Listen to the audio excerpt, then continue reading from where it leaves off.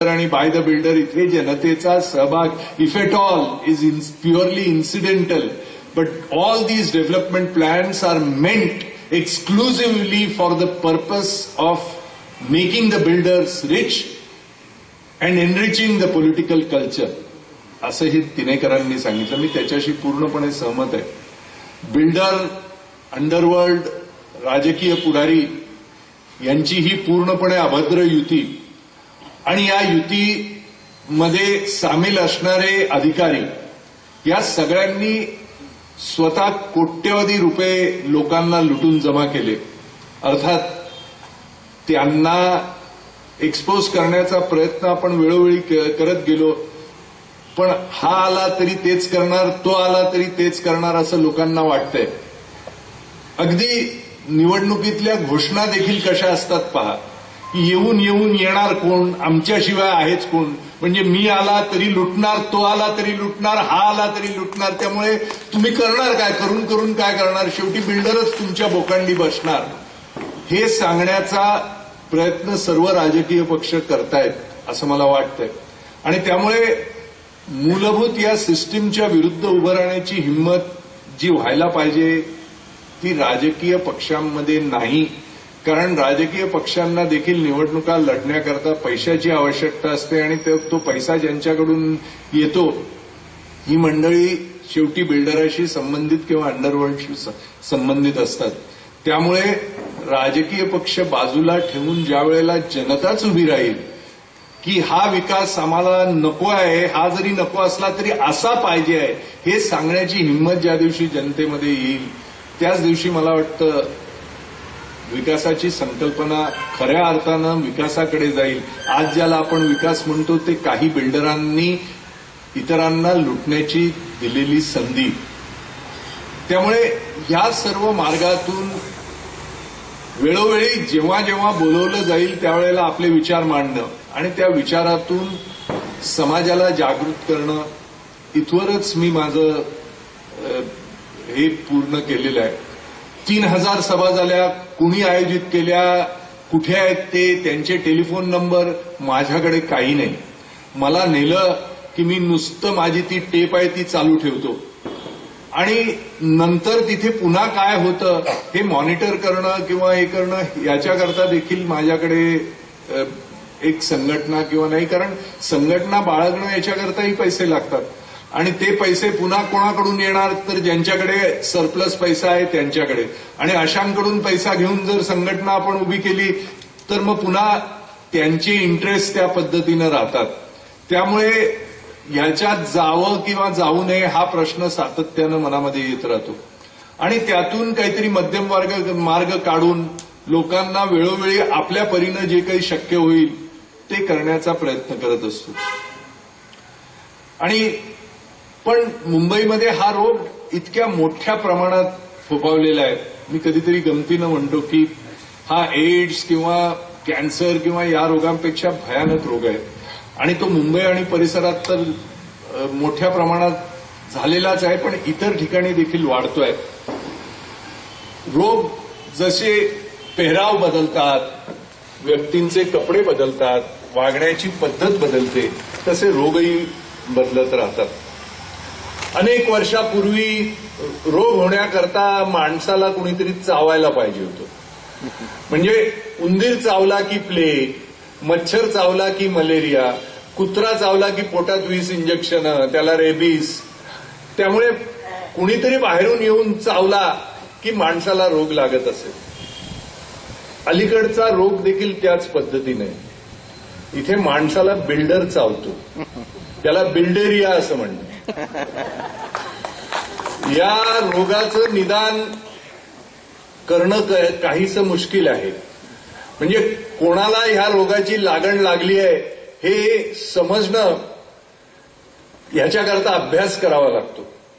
पण सर्वसाधारणपणे बेकार असणारा मुलगा हा काही दिवस नवीन कपडे घालून असं नाक्यावर उभं राहून लोकांना आपण नवीन घातलेले कपडे दाखवायला लागला की या रोगाचं लक्षणं सुरू झाल्याचं आपल्या लक्षात येतं.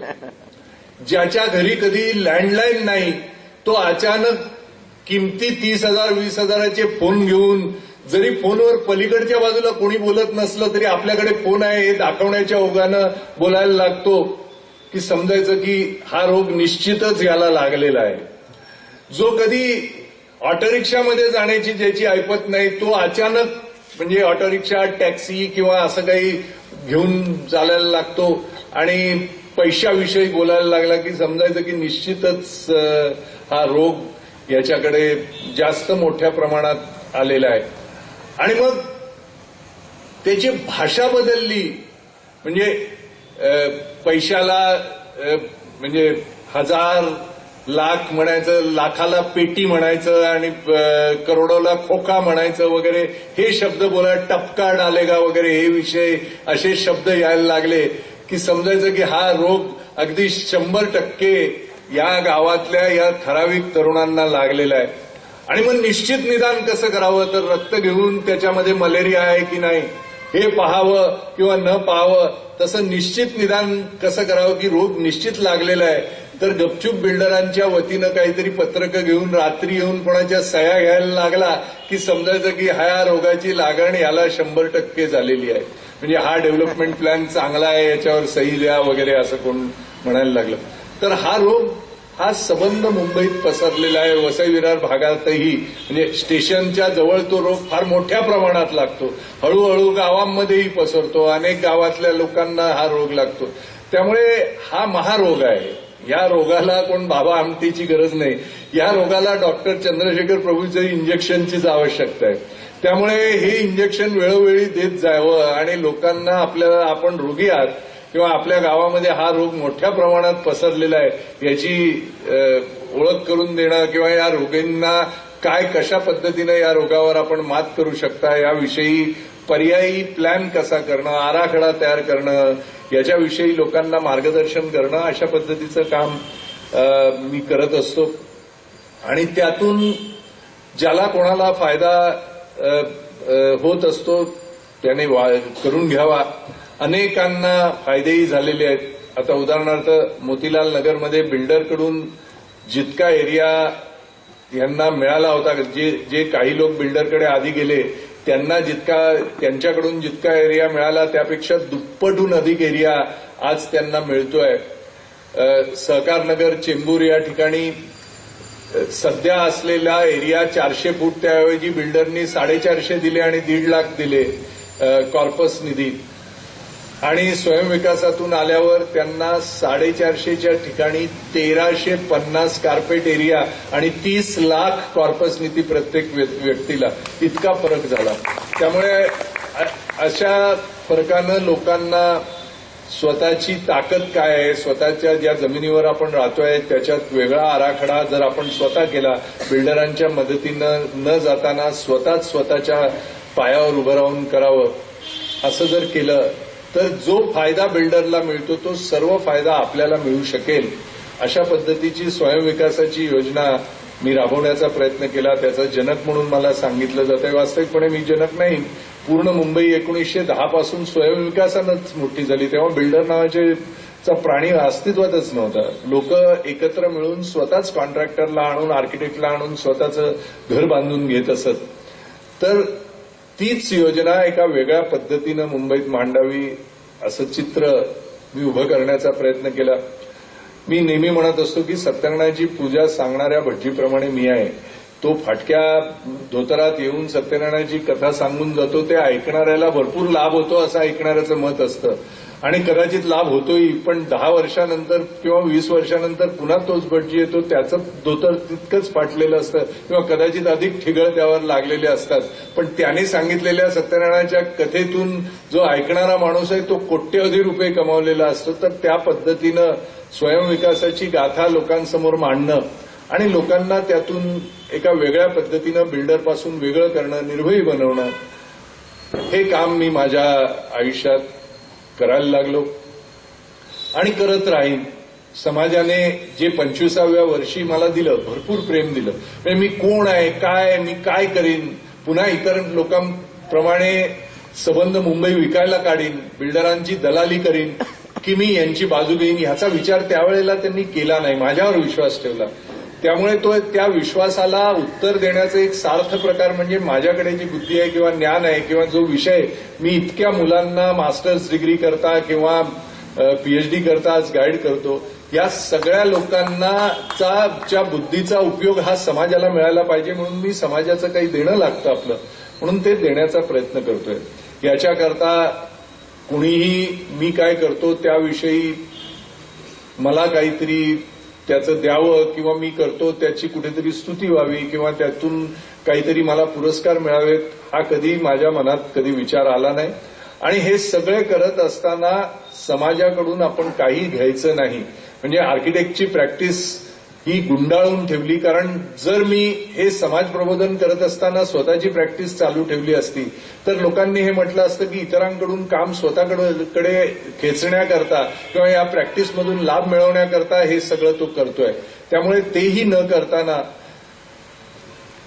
घराचा उदरनिर्वाह कसा करायचा हे शिकवणुकीकडून किंवा शिक्षक म्हणून जे काही मला करता आलं त्यातून करायचं आणि मग परदेशात जे लेक्चर्स देतो त्यातून बऱ्यापैकी कमाई होते आणि त्यातूनच हे संबंध चालवण्याचा प्रयत्न केला. तर खंत अशी आहे की ज्या करता मी आलो होतो ते काय मी करू शकलो नाही, समाजात बदल घडवून आणणं. आजही ज्या वेळेला विविध पक्षांचे जाहीरनामे वाचतो की प्रत्येक व्यक्तीला त्याच्या ऐपतीप्रमाणे घर देणं शक्य आहे का, काही जण म्हणतात की हे अशक्य आहे. मी म्हणतो नाही, हे शक्य आहे.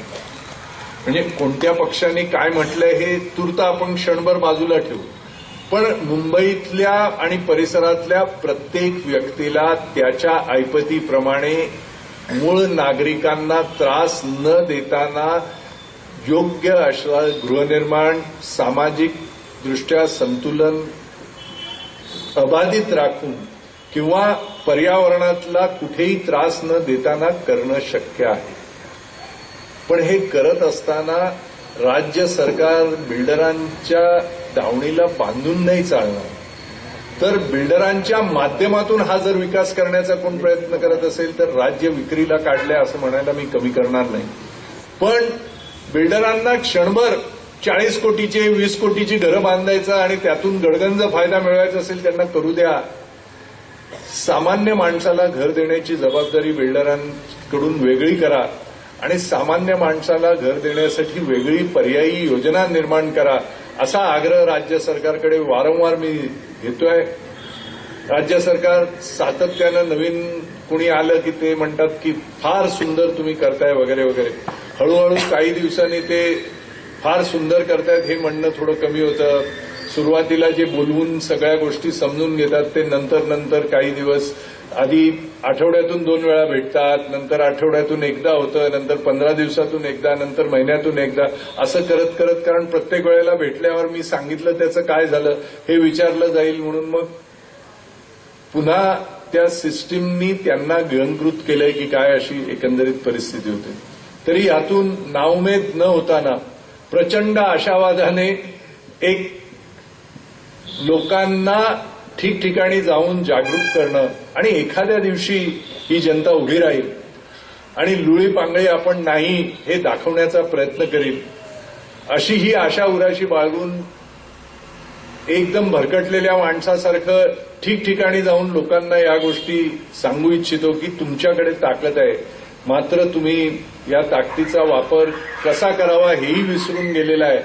ज्या दिवशी या ताकदीचा वापर तुम्ही कराल त्यावेळेला समाजात खऱ्या अर्थानं क्रांती घडेल. क्रांती आणि विकास हे एकमेकाच्या विरोधात नसतात. विकास करत असताना देखील क्रांती घडवून आणता येते, पण तो विकास नेमका कोणाकरता आणि कशा पद्धतीनं करावा ह्याच्या बाबतीत मनात संकल्पना अतिशय स्पष्ट असाव्या लागतात आणि त्या स्पष्ट संकल्पना लोकांसमोर मांडण्याचं धैर्य आणि काम हे मी करू शकतो. पण ते लोकांनी घ्यावं आणि त्यातून हा पर्याय म्हणजे सध्या जे विकासाच्या नावानं सबंध मुंबई परिसर हा विकला जातोय तो थांबवावा आणि पर्यायी विकासाची एक नवीन दिशा, एक नवीन वाटचाल, एक नवीन विचार, एक नवीन चैतन्य घेऊन पुढे जावं अशा आशेनं अजूनही काम चालू केलंय. अजूनही 60 वर्ष पूर्ण झालेली नाहीयेत. त्यामुळे आजही ठिकठिकाणी जाऊन अशा पद्धतीच्या सभा रोज संध्याकाळी 1 आणि शनिवार रविवारी 2 किंवा 3 अशा सभा जिथे जिथे कोण बोलवतं, मग तो कोणत्या पक्षाचा आहे, कोणत्या विचाराचा आहे, हे काही न करताना लोकांना आपलं जे काय आहे ते सांगायचं हा प्रयत्न आहे. साधारणपणे 10 लाख लोकांपर्यंत व्यक्तिशः मी मुंबईत पोहोचलेलो आहे, आणखी लोकांपर्यंत जाण्याचा प्रयत्न करतोय. आणि एखाद दिवशी या 10 लाखापैकी जरी 50,000 तरुण उभे राहिले तरी मुंबईत जे घडवलं पाहिजे ते घडवू शकतो. हे राजकीय पुढारी किंवा बिल्डरांचे असलेले दलाल यांच्या माध्यमातून होणं शक्य नाही, हे माझ्या लक्षात आलंय. त्यामुळे मी नेहमी म्हणतो की मंदिरात जात असताना आपण जशा आपल्या चपला बाहेर ठेवता आणि नंतर आतमध्ये जाता, तशा पद्धतीनं आपले राजकीय पक्ष या चपलांप्रमाणे बाहेर ठेवा. आणि विकासाची कल्पना आणि विकासाचा विचार करत असताना कोणताही पक्ष न हे करताना सगळ्यांचा विकास कसा साध्य करावा याच्याकरता विचार करा. आणि मग बाहेर गेल्यावर तुमच्या राजकीय चपला घाला आणि एकमेकांची डोकी फोडून घ्या, माझी काही अडचण नाही. पण विकास आणि राजकारण हे एकमेकांपासून वेगळं ठेवा आणि विकासाची संकल्पना पुन्हा एकदा प्रत्येक पक्षाने जी आजपर्यंत दिलेली आहे ती विकासाची मुळी कल्पनाच चुकीची आहे. आणि खरा विकास हा लोकाभिमुख विकास हे करणं शक्य आहे. डेव्हलपमेंट प्लॅन हा वरून आपल्यावर लादला जाण्याऐवजी आपण आपल्याला कोणता डेव्हलपमेंट प्लॅन पाहिजे याच्याबद्दल संकल्पना मांडावी आणि आपली संकल्पना तिथे घेऊन जाणं. टॉप बॉटम अप्रोच ऐवजी बॉटम्स अप अप्रोच मधून डेव्हलपमेंट प्लॅन जर निर्माण झाला तर सगळ्यांचा विकास साध्य करणं शक्य आहे. या आशेनंच अनेक ठिकाणी जातोय. आपला खूप वेळ घेतला आणि आपण इतका वेळ माझं ऐकून घेतलं याबद्दल आपले मनपूर्वक आभारी आहे. धन्यवाद. धन्यवाद प्रभूसाहेब. आपण आपल्या थोर विचारांच्या शिदोरीने आम्हाला प्रेरित केले व आमच्यात समाजकार्य करण्याची उमेद निर्माण केल्याबद्दल आम्ही आपले आभार मानतो.